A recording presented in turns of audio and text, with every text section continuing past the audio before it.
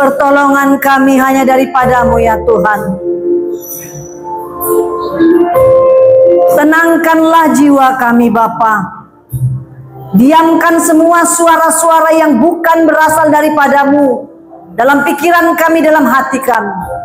Biarkan Tuhan yang mendominasi pikiran dan hati kami. Karena firman-Mu itu sungguh dahsyat yang menjadi kekuatan bagi kami. Damai sejahtera Tuhan mengalir saat ini bagi kami. Di dalam nama Tuhan Yesus kami sambut firman-Mu Bapa. Amin. Silakan duduk. Shalom.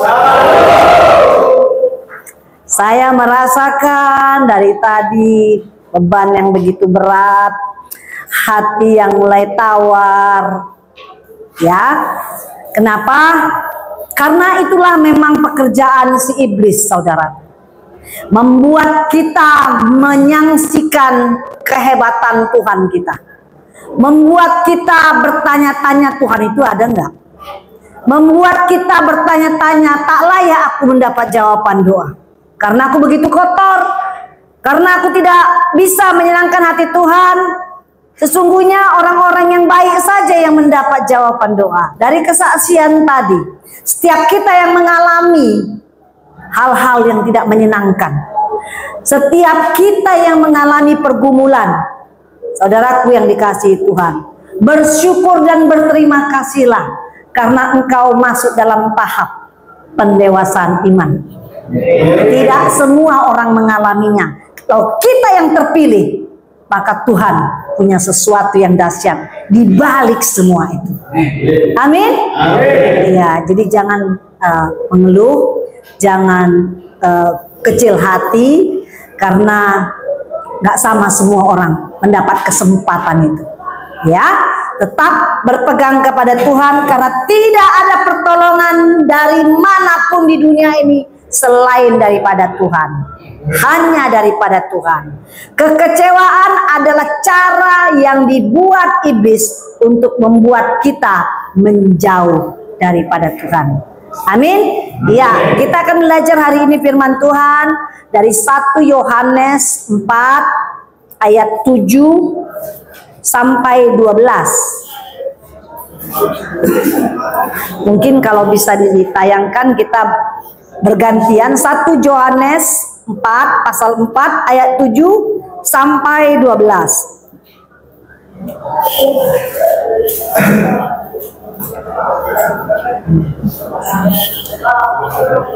Bisa? 1 Yohanes 4 ayat 7 sampai 12. Saya akan menyampaikan di ayat 7, bergantian di ayat 8. Begini firman Tuhan. Saudara-saudaraku yang kekasih, marilah kita saling mengasihi. Sebab kasih itu berasal dari Allah. Dan setiap orang yang mengasihi lahir dari Allah dan mengenal Allah. Barang siapa tidak mengasihi, ia tidak mengenal Allah, sebab Allah adalah kasih. Dalam hal inilah kasih Allah dinyatakan di tengah-tengah kita, yaitu bahwa Allah telah mengutus anaknya yang tunggal ke dalam dunia, supaya kita hidup olehnya. Inilah kasih itu, bukan dia yang telah mengasihi Allah, tetapi Allah yang telah mengasihi kita, dan yang telah mengutus anaknya supaya kita hidup olehnya.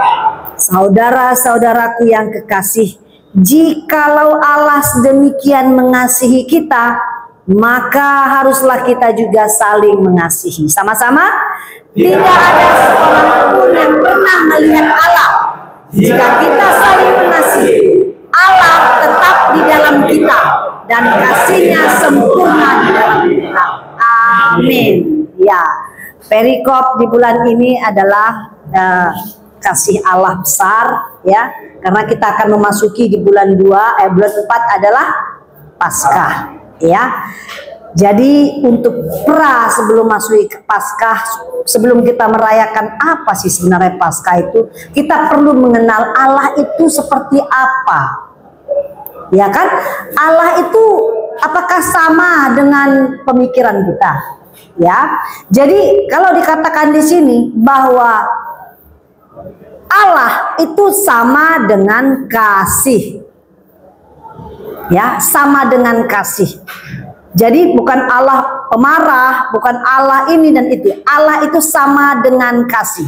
Oleh karena kita diciptakannya, oleh karena roh Allah ada pada kita sehingga kita duduk di sini, ya.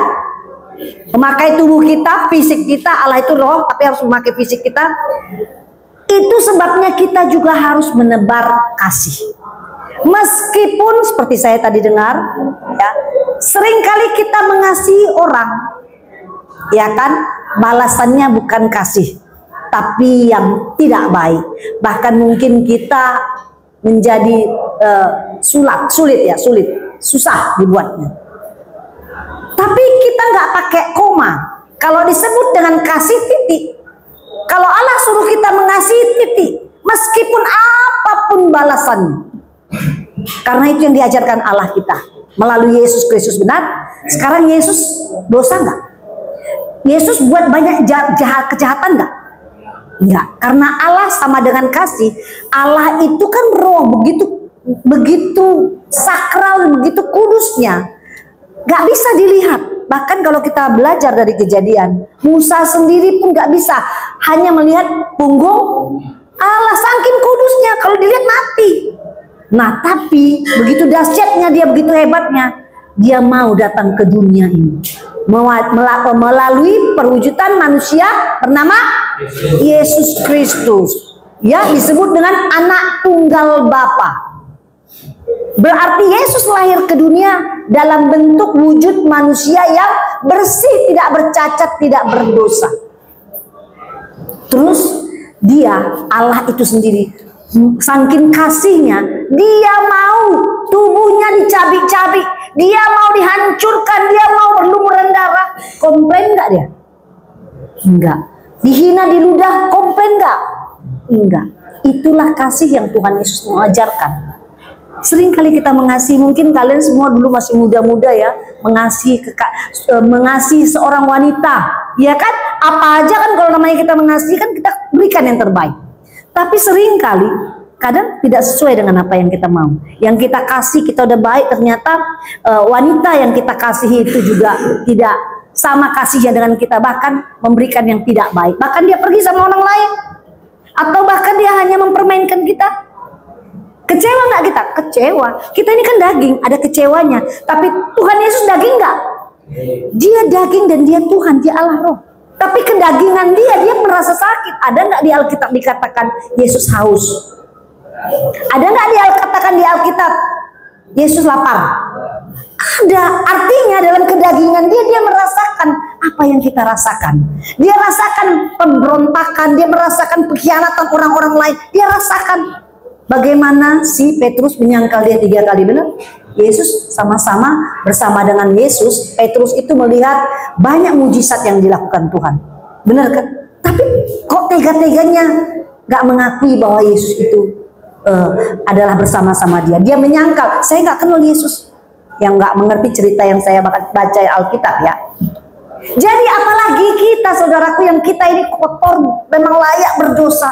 Kalau kita mengalami kekecewaan oleh karena orang lain, pandang Yesus. Yesus itu begitu mulia. Dia kasih, telan. Memang kita ini, siapa yang gak pernah mengalami kecewa? Saya pernah. Sampai nangisnya bukan lagi keluar air mata, nangisnya ke dalam. Kalau orang nangisnya ke dalam itu susah napas, ya, nggak bisa bernapas, bahkan ya pernah nggak ngalami gitu, susah napas karena nggak bisa keluar, nggak bisa marah, nggak bisa tunggu orangnya. Ya, kalau masih bisa kita teriak di tengah-tengah apa laut atau kita teriak ya selesai ya, lepas ya. Tapi kalau nggak bisa, dalam keadaan kita terjepit sering, pasti setiap kita pernah mengalami itu. Saya pernah mengalami itu dalam dunia sekuler ketika saya bekerja. Wah, luar biasa. Oleh karena menegakkan kebenaran. Tapi saya mendapatkan sesuatu yang membuat saya tersudut, membuat saya malu, membuat saya di depan semuanya menjadi bahkan jadi tertawaan. Pernahkah kita mengalami hal-hal yang menyakitkan? Semua kita pernah. Tapi Yesus sudah lebih dulu ngajarin. Dia udah duluan. Dan dia hanya ngapain? Menjawab enggak? Menjawab enggak dia? Diam. Karena dia mau tunjukkan sama kita, ribuan tahun yang depan pasti akan ada seorang Roma yang akan mengalami ini. Biarlah aku tunjukkan kepadanya ribuan tahun yang lalu. Sudah ditunjukkan. Sehingga ada role model kita, ada yang kita contoh benar, sehingga kita nggak sendiri. Ya, saudaraku yang dikasihi Tuhan, karena Allah itu kasih, kita juga harus mengasihi. Allah mengasihi kita tanpa syarat. Ada syaratnya? Hanya untuk kukasihi orang-orang yang berdoa siang malam pagi sore? Enggak. Hanya yang kukasihi orang-orang yang tidak dalam penjara? Enggak. Aku hanya mengasihi orang-orang yang hidupnya kudus? Enggak. Tanpa syarat. Lalu kita, apakah kita hanya mengasihi orang-orang yang baik sama kita? Apakah upahmu, kata firman Tuhan kan? Apakah upahmu ketika orang mengasihi, ketika kamu mengasihi orang-orang yang baik sama kamu? Nggak ada upahnya. Tapi ketika kau mengasihi orang-orang yang jahat padamu, maka upahmu besar. Dan upahnya bukan dari orang itu, upah kita dari Tuhan. Amin. Jadi jangan biarkan kekecewaan itu ya di hati. Karena kita sudah ambil contoh, Yesus itu adalah kasih, Allah itu adalah kasih ya.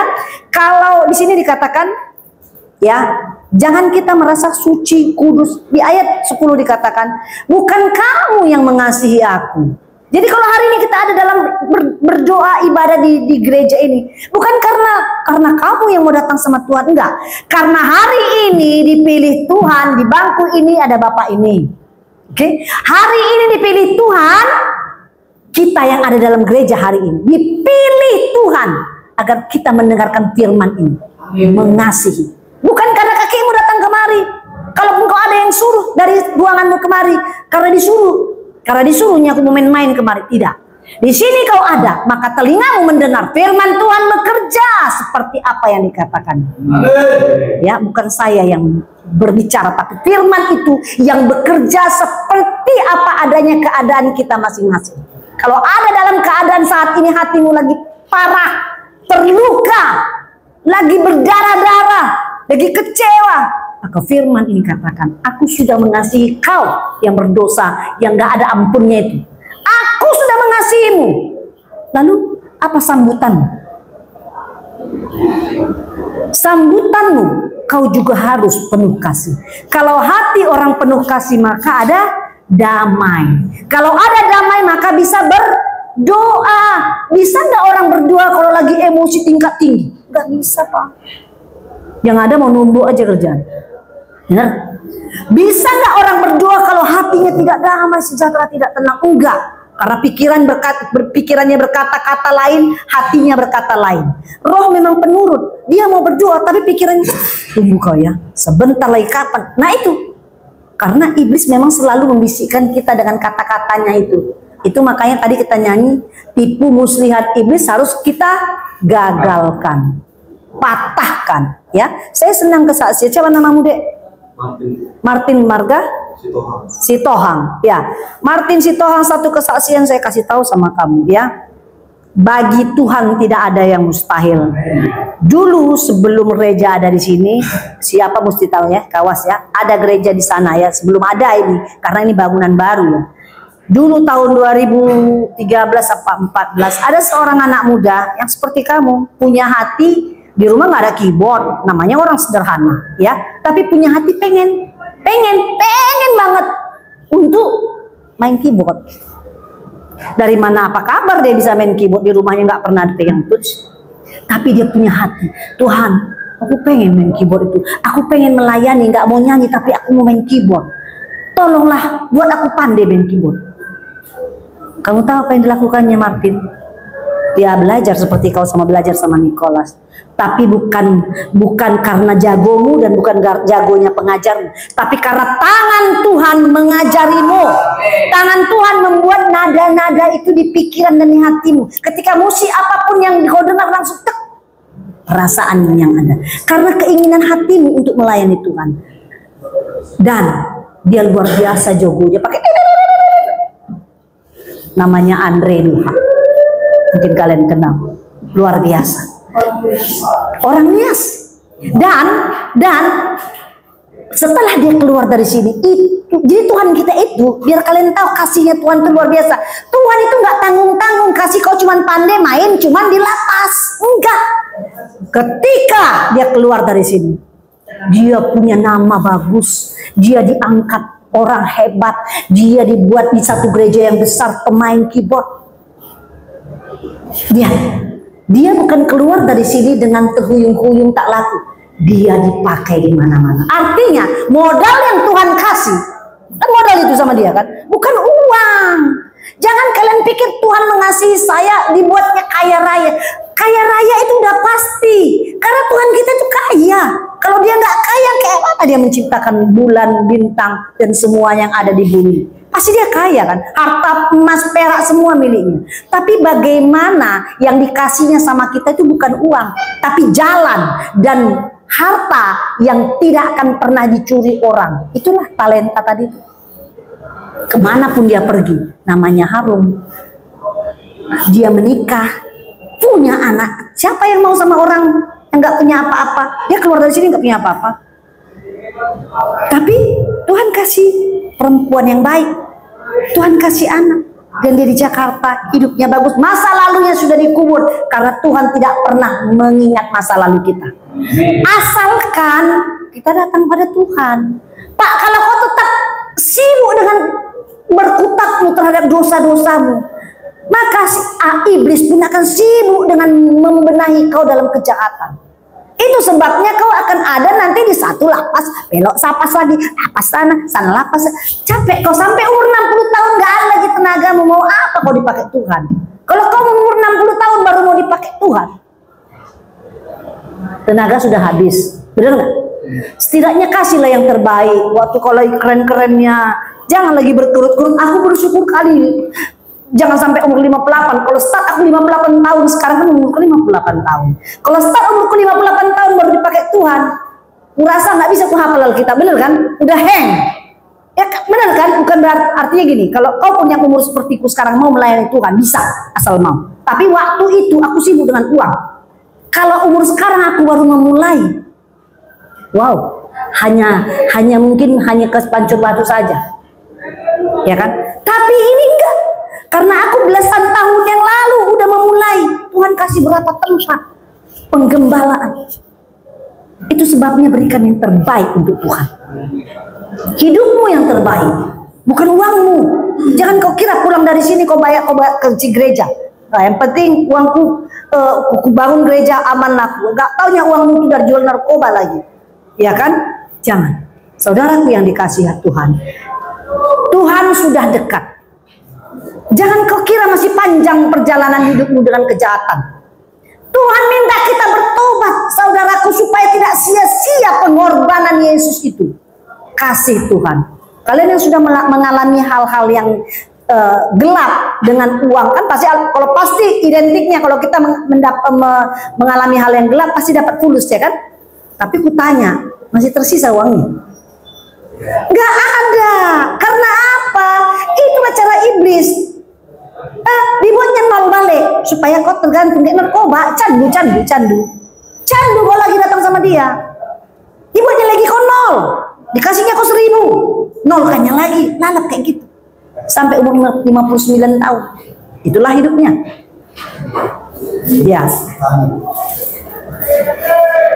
saudaraku yang dikasihi Tuhan, saya mau satu kesaksian. Ini saya suka berkhotbah ya, sharing firman. Hanya satu kesaksian itulah sebenarnya khotbah. Ya, kalau kalian suka bersaksi, sebenarnya kalian sudah berkhotbah, Pak. Ya, kesaksianmu itu dah khotbah yang hidup. karena kau menghalangi Tuhan. Bulan September yang lalu, saya ada pernah doa nggak? Bercerita nggak? September yang lalu saya diminta berdoa untuk satu perempuan yang sangat kaya raya dan sukses. Dia seorang notaris hebat, ya, kaya raya, punya anak 3, kaya raya. Dalam keadaan sehat, tiba-tiba terdiagnosa kanker yang cuman ada 2 orang dan 3 orang di dunia. Namanya kanker sarkoma. Kalau kanker yang lain banyak kita pernah dengar kan? Saya pun baru pernah dengar kanker itu. Di dunia, bukan di Indonesia. Di dunia paling hitungannya 1, 2, 3 orang. Kau tahu kan, kalau namanya orang banyak uang, mana mungkin masuk BPJS, ya kan? Pergi ke Singapura, opname 3 bulan. Dalam keadaan gini terdiagnosa, dia masih sehat. Tapi rasanya punggungnya nggak enak, Pak. Pergilah ke dokter spesialis di Medan, ya, Medan. Cek, nggak ada apa-apa kok. Berarti pikiran dia adalah untuk linu-linu, ya kan? Apa namanya di meses lah, ya kan? Tapi tetap sakit. Akhirnya pergi ke dokter spesialis dia untuk dia apa namanya itu di foto, ya kan? Di foto belakang ronsen. Nah, disitulah terdiagnosa langsung kankernya sudah menjalar dari punggung ke kepala sini. Apakah dia langsung tidur? Enggak, dia tetap berjalan. Tapi karena dia punya uang banyak, tentunya pengobatan yang dari luar. Dia pergi ke Singapura. Di sana langsung ditangani dan langsung diminta 3 bulan. Bukan sedikit loh Pak, kalau yang namanya Singapura. Kemudian pulang lagi ke Medan karena agak-agak mulai enak. Terus kamu lagi bawa lagi ke Penang.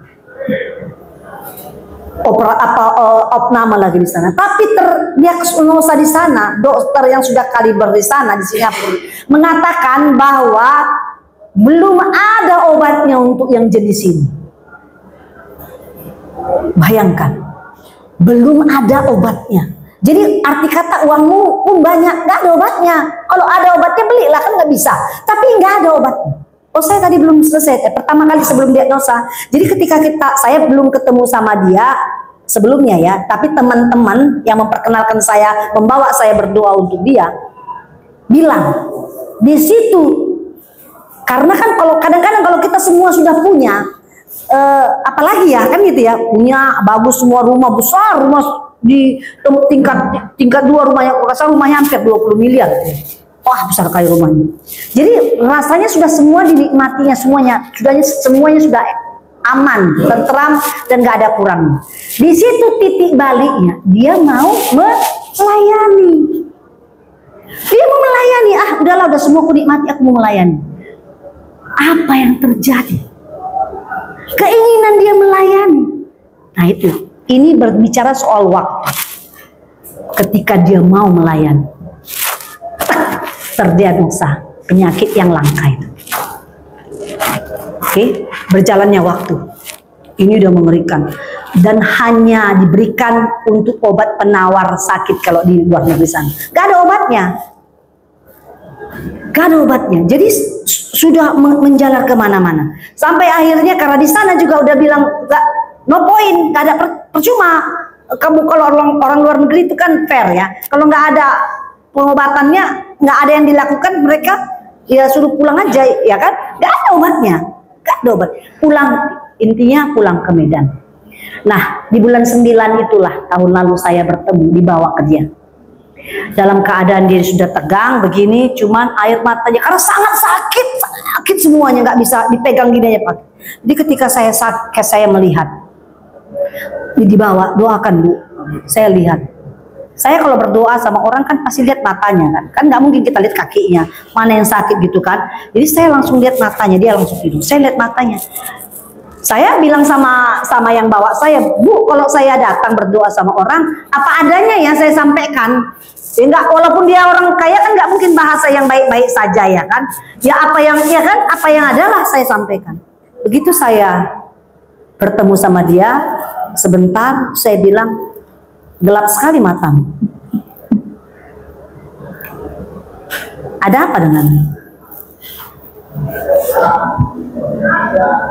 Akhirnya ketika semua pergi, antara kami berdua, dia ceritakan, iya Bu. Kenapa? waktu dulu masih anak-anak kecil. Udah saya ceritakan mau saya sih. Saya dan suami pergi ke tempat tusuk buhit. Kalian ada di Samosir tahu ya? Ada apa di sana? Udah tahu ya? Ya, tusuk buhit. Ya, jadi terjadi hubungan yang intim dengan kuasa kegelapan. Oke, saya nggak tahu apakah itu yang membuat dia sampai kaya raya, saya pun nggak ngerti ya kan. Tapi yang saya tahu adalah gelap sekali matamu. Langsung saya bilang, apa yang kamu ceritakan tadi itu sudah masa lalu. Tetapi yang ada sekarang kita lepaskan. Kita lepaskan. Akhirnya singkat kata pelepasan terjadi di situ, dan ketika saya datang lagi sudah cerah matanya, dan menerima Yesus. Dia Kristen juga kan. Tapi kalau kita sudah berbalik, murtad itu namanya. Ya, jangan main-main. Walaupun kau datang lagi ke gereja, kalau kau belum terima Yesus dengan sungguh-sungguh, menerima kembali nama Yesus, nggak bisa. Ya, akhirnya bulan 9 nggak bisa bergerak. Tiba-tiba penyakit menyerang paru-parunya, Pak. Bocor, masuklah selang, bocor paru-parunya supaya, penderitaan luar biasa. Udah satu. Minggu depan saya datang lagi, bocor sini. Saya bilang, aduh Tuhan, ampunlah Tuhan. Udahlah, kasihan kali yang melihatnya. Tolonglah Tuhan. Kalau ada kuasa kegelapan yang membuat engkau cemburu, Allah kita maha cemburu, saudaraku. Allah kita maha cemburu. Ya, kau aja cemburu kalau diduakan. Ya, ampunlah Tuhan. Jadi berdoa dengan sungguh-sungguh. Saya jam 5 pagi, setengah 3, jam 3 pagi pun saya berdoa. Saya sebut namanya Tuhan, lepaskan dia. Nah, bulan 12, bulan 11, ketika saya jumpa sama dia kan pakai oksigen gini, selang sini. Ketika saya jumpa sama dia, mana selangnya? Dekku, karena di bawah saya. Mana selang? Udah tertutup paru-paruku dua-dua. Saya merinding, paru-parunya tertutup dua-dua, nggak ada lagi selang-selangnya. Ini pun bernapas nggak usah pakai oksigen. Saya sampai nangis di bilang, Tuhan, terima kasih kau jawab doaku. Terima kasih Tuhan, dalam hatiku dengan percaya diri masuklah dari karena untuk masuk dari Desember ke Januari itu nggak gampang kita kan, apalagi dalam sakit itu kan penyeberangan tahun itu nggak gampang dari tahun ini ke tahun depan. Saya bilang, Tuhan bantu dia untuk lewat tahun ini Tuhan. Natal lewat, sehat kau dekku, sehat kak, lewatlah tahun baru, ada dia. Aduh luar biasa Tuhan, begitu baik. Bulan 1 udah, bulan 2 awal ada, lewat lagi 14 Februari Valentine, ada dia. Aduh, makasih ya Tuhan, sembuhlah ini Tuhan Yesus, percaya Tuhan Yesus. Sarkoma yang katanya tak ada obatnya, pikir kau gak usah ada. Dan dia tetap bernapas, gak ada lagi pakai selang-selang. Ini tanggal 2 ya, tanggal 20 hari Minggu, Sabtu, tanggal 24, tiba-tiba dia sesak, tak bisa nafas, dilarikan ke rumah sakit, dipasang alat semua, langsung masuk ICU. Langsung saya datang, waduh terkejut saya melihatnya, udah alat semua masuk segala macam. Saya datang masuk ke ICU, saya bilang, gak berdoa untuk dia lagi, gak berdoa untuk kesembuhan. Saya aja bilang, Tuhan menyinari engkau dengan wajahnya, Tuhan menghadapkan wajahnya kepadamu dan memberikan damai sejahtera untuk. Saya keluar dalam hati saya, sembuhlah dia di tangan Tuhan. Besoknya dia pergi. Saudara aku yang dikasihi Tuhan, saya menceritakan ini, ya, bahwa sesungguhnya waktu gak selalu ada bagi kita. Jangan buang-buang waktumu, jangan terlena dengan waktumu, dengan kenyamananmu. Kembali kepada Tuhan, bertobat. Bila engkau pernah melakukan hubungan pribadi dengan kuasa kegelapan, bertobat, datang kepada Tuhan, terima Yesus supaya itu tidak ada padamu. Karena kan bolak-balik saya bilang, iblis itu punya kwitansi Pak. Dikasihnya kau 1000, dinolkannya lagi. Udah, ambilnya lagi nol. Kasihnya kau besok 30.000, 300.000, dinolkannya lagi. Itu kasih iblis, kasihnya palsu, dusta. Tapi kalau kasih Tuhan kita, kalau kita bertobat, kita datang sama Tuhan, Tuhan tolong aku. Kalau kau jatuh lagi dan lagi di dosa yang sama, datang pada Tuhan lagi dan lagi, ampun aku Tuhan. Lagi dan lagi. Karena Tuhan tidak pernah menutupkan tangannya begini ketika kau datang sama Dia. Hanya bila masih ada waktu. Dengar, hanya masih bila masih ada waktumu, bukan waktu Tuhan.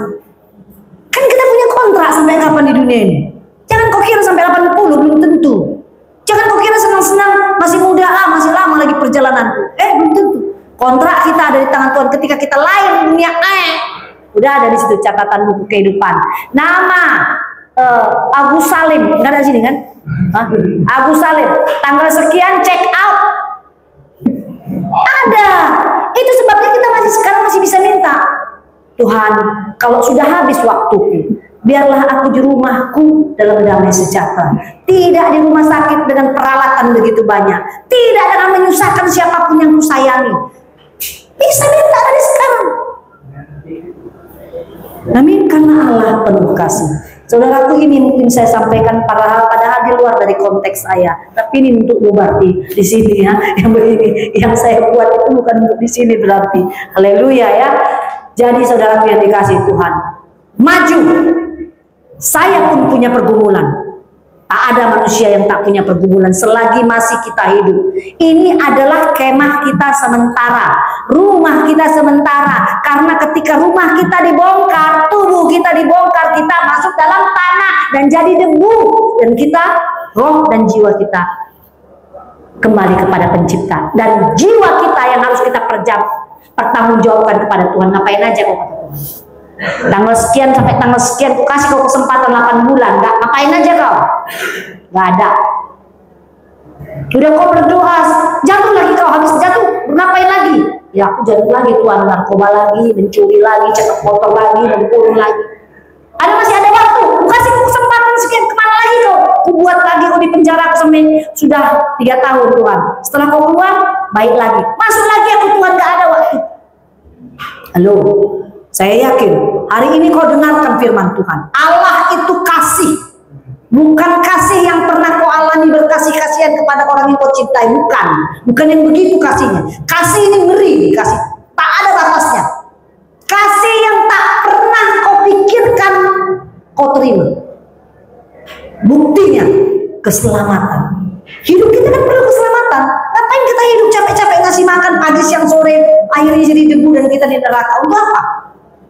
Keselamatan ketika kita selesai di dunia itu, itulah tujuan kita. Makanya kata firman Tuhan, kejarlah keselamatanmu, kejar keselamatanmu.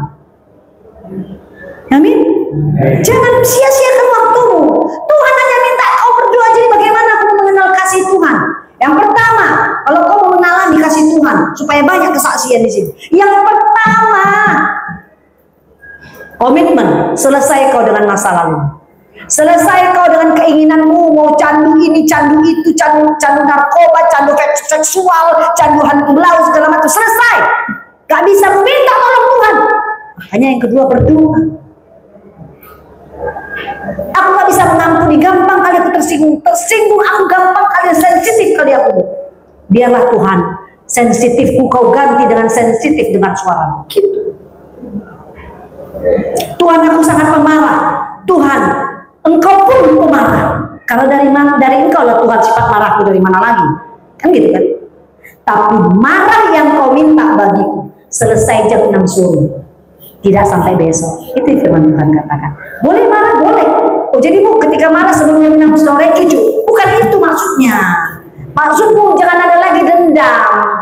Jangan sampai berganti hari. Itu jangan kau ingat sampai kau tidur, nggak bisa kau tenang tidur karena kau emosi mengingat uangmu dicuri, mengingat pengkhianatan orang, mengingat semua yang jahat yang kau terima. Oleh sebab itu kau harus lepaskan pengampunan. Karena hak Tuhan itu yang menghakimi orang. Kalau kita sidang, haknya hakim ya, tokoh palu sekian tahun. Tapi kalau membalaskan orang bukan hak kita. Kau cukup mendoakan dan sebutkan namanya Tuhan.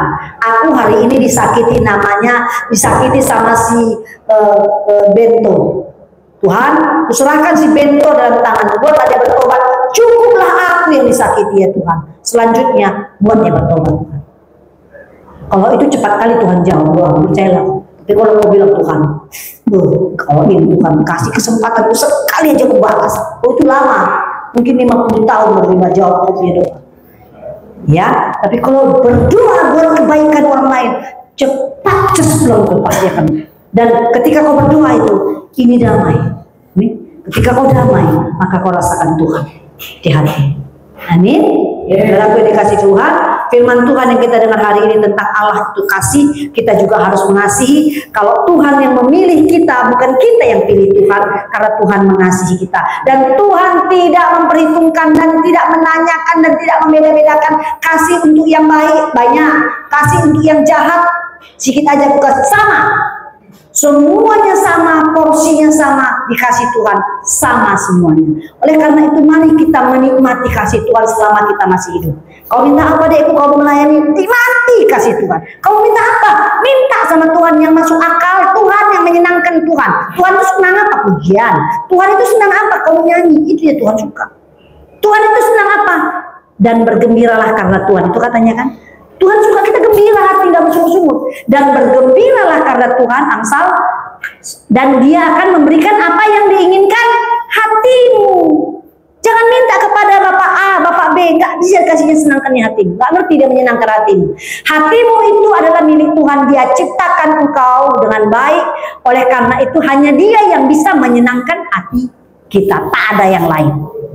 Ya, hanya dia. Oleh karena itu biarlah firman Tuhan hari ini kau dengar, kita semua dengar, mengubahkan hati kita, membuat hati kita percaya dan yakin hanya Tuhan tempat perlindungan, hanya Tuhan tempat pertolongan, tidak ada yang lain.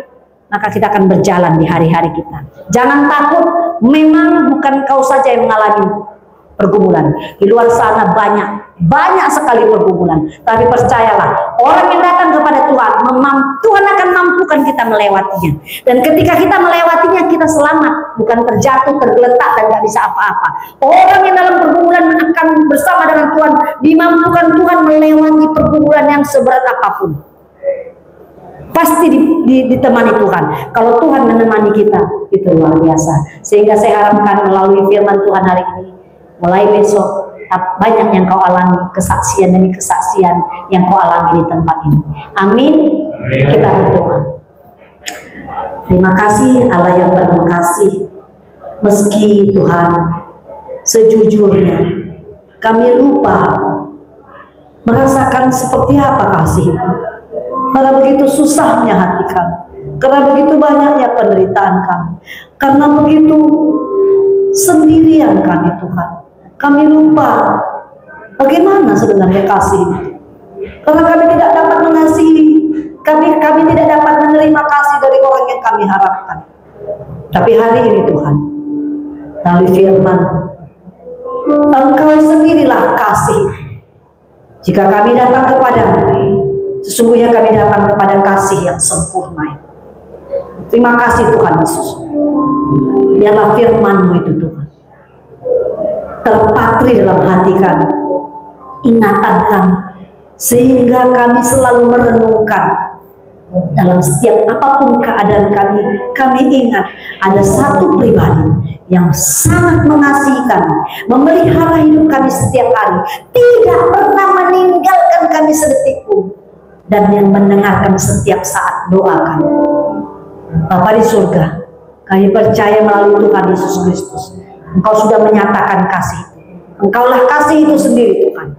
Dan Tuhan Yesus sendiri yang sudah memberikan jaminan keselamatan kepada kami dengan pengorbanan di kayu salib. Dan kami percaya Tuhan, jika kami selalu datang kepadamu, hidup kami selamat, hidup kami diubahkan. Karena sesungguhnya setiap kami di tempat ini Engkau sudah rancangkan segala yang baik dalam kehidupan kami. Kami tidak boleh takut, kami tidak boleh khawatir, karena Tuhan menyertai kehidupan kami. Terima kasih Bapa. Haleluya. Terpujilah namamu Tuhan Yesus yang sudah mengizinkan firman-Mu kami dengar. Dalam nama Yesus, amin. Kasih.